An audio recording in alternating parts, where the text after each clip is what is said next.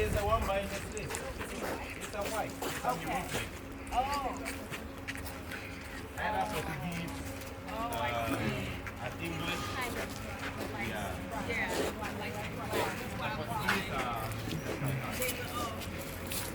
Okay.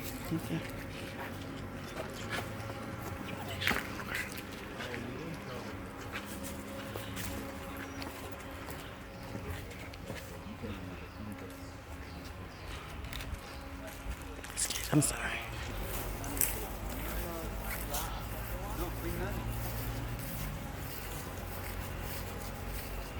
Might have Queen Sheba in here.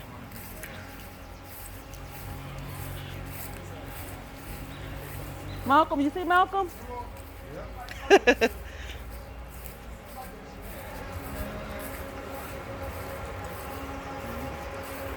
Go. Amen. Oh, I love the energy. My name is Kofi.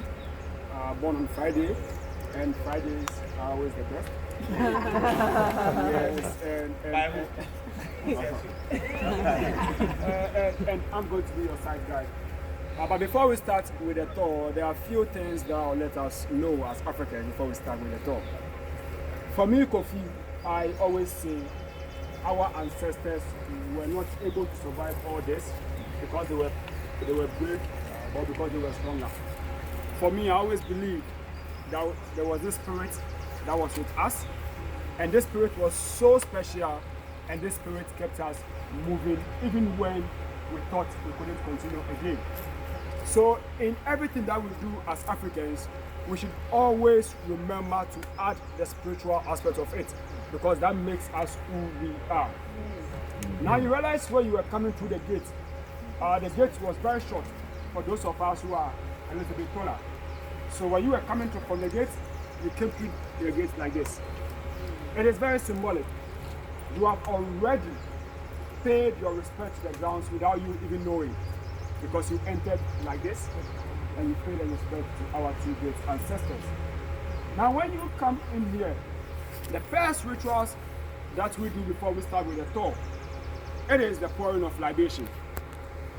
Libation is a form of African prayers that we do by pouring rum on the grounds. The whole education in the pouring of libation is basically simple. In the pouring of libation, we acknowledge the Trinity as well. We acknowledge God the Father, we acknowledge the spirits, but the difference is we don't acknowledge the Son, we acknowledge the children. Because we believe that it is not only one person that saves this world. We have a lot of our brothers and sisters who have fought for us. And it will be very, very wrong for us not to appreciate them whenever we gather as Africans. So if you don't mind, before we start with the tour, I'll be calling one of my colleagues so that he will lead us in prayer. So I will ask our ancestors and the gods of the land to protect you, so that everything that you brought in this country should be of a success. So I'll be calling him for us to say the prayer before I start with the tour. So if you don't mind, I'm about to call him. Obolo.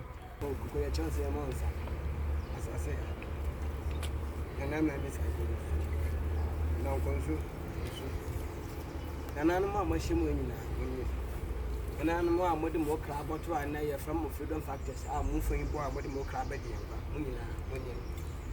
now, yes, me, Chiara, I can yonder. Coffee, I will be Nana, Nana, or Baba Kaim. The bay must be a sandia, Nana Mamparo. Mumbo, Mumbai, the BBR on Pass or Mupano, Ghana, Hebiara. Set there at time for base are for Modi, Nana, Mupem. The air bomb within a bomb within a Mumbra, Maguire. Yes, in your Pacific, maybe you.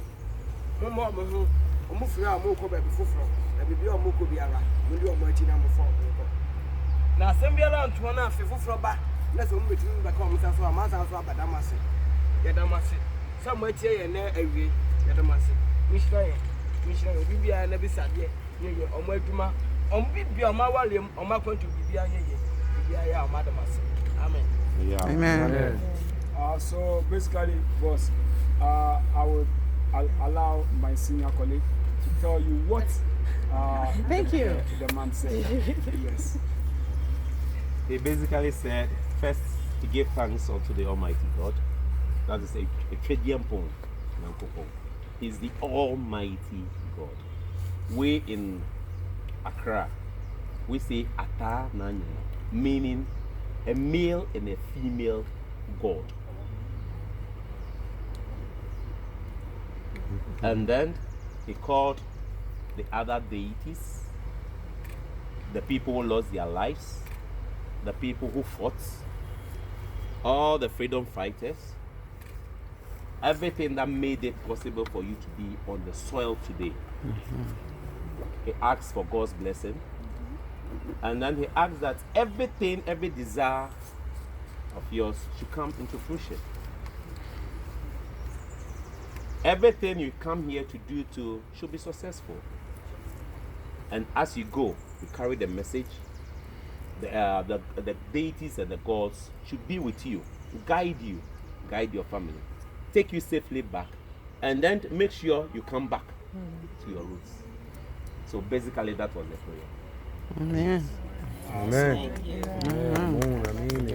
So after the prayer, that I think I now have the chance. Manso SlaveRiver site that we are today was the biggest slave market during the transatlantic slave trade era. It was documented by one British historian in the person of W.E. Ward in his book entitled The Short History of Ghana.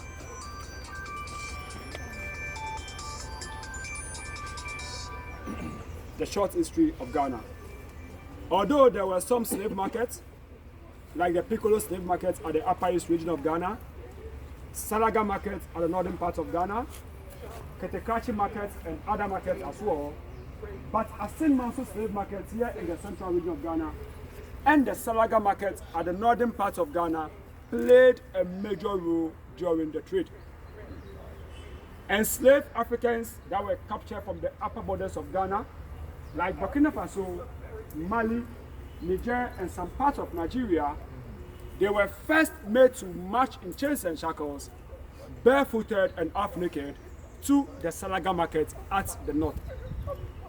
So it was in the Salaga market that they were given the first opportunity to rest, just for a few minutes and days, and again, they were made to walk from Salaga to Asin Manso in chains and shackles, which was 300 miles by foot.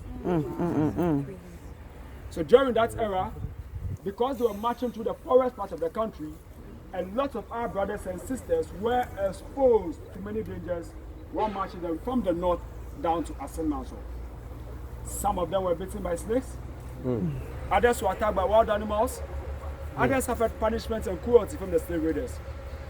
So according to oral history, a lot of our brothers and sisters who are making the journey from Salaga to Asin Manso lost their lives. One of their greatest challenge was crossing the Pra River. I guess you saw it on the way. Basically, it was the survivor and the fittest. So when they got to the river, those of our brothers and sisters who were weak and couldn't continue the journey, we were brought out of our chains and shackles and were dumped in that river to die. Now in 2005, other diasporans and the government of Ghana, financed by the government of Holland, embarked on the project called the Slave Route Project. The what? Slave Route Project. All that we wanted to identify was the path that our brothers and sisters used while marching us from the north down to the castle. And one of the places that was identified in the research was the Mole National Park. Mole National Park is one of our wildlife reserves at the northern part of Ghana. So currently when you go to Mole, you're going to see the lions, the elephants, and all these wild animals. So just put yourself in their shoes and ask yourself, how will you be able to survive walking through this thick forest? So according to our history again, when they were coming, most of these animals were feeding on some of the captives. But the raiders have a way of pushing the animals back so that they don't attack the few captives. And do you know what they did? What? What did they do? They sacrificed. They They sacrificed. found out that 2 or 3 of our brothers and sisters were weak and couldn't continue Yeah, the journey, sacrificed her. they weren't killed instantly, but They were rather tied. they were brought out of their chains and shackles and were tied around any big tree they found in the forest, left behind to perish. So they used them as bait It's bait, to yeah. negotiate their way through the forest to Asen Manso. So when we landed here at Asen Manso, this was the place that we were sorted out according to age and sex. And in determining our ages, a device called the speculum oris is put into our mouth, opening our mouth, count our teeth, thereby forecasting our ages. After which we were made to take our last bath here before being made to march the People's Castle, which was 35 miles from here, because that was where the slave ship was being docked. During that era, as you all know, wherever you were captured, it was a march of no return. You're going back, you're going from your route and never coming back. So when you're taken through the dungeons of the castle, there is this door with the inscription, the door of no return. So when you pass through that door, it is goodbye to your route. I quickly realized the door of no return, that words on that door is something that we Africans have to be conscious of, because they are not just words, they go beyond that. Because with the door of no return, it is believed that we're never going to come back to tell the story as it is. It has happened before. That is why in the plantations, they made us go through all these inhuman acts so that we cannot survive it. But still, the Spirit was with us, and the Spirit kept pushing us. They thought our culture and traditions as Africans will be clean forever. Yes, they've done it to us before in the US of A in the 1870s or was when they told you to drop everything natural of you and embrace everything about them. They've done it before. They wanted to eliminate the African race from their setting. It is happening now, but they've done it before. In Argentina, systematically they took the black race out of their community. But today, you and I, we are conscious enough to know where we are coming from. We are conscious enough to know our ancestors, to know ourselves, and to know the journey that we're making. So there is a need for us to change that perception, that writing on the walls of the castle, from the door of no return that favors others, and the door of return which favors us. Because now I have my brothers and sisters coming back to their roots as at when they love to return. But the question is, how do we change that writings on the walls from the door of no return to the door of return? That is why, as you can see in our ancestral graveyard, we have the mortal remains of our two great ancestors, Madam Crystal from Kingston, Jamaica, and Samuel Carson from New York, US of A.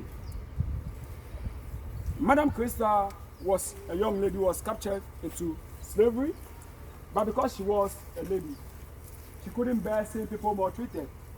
She couldn't bear people taking their own lives.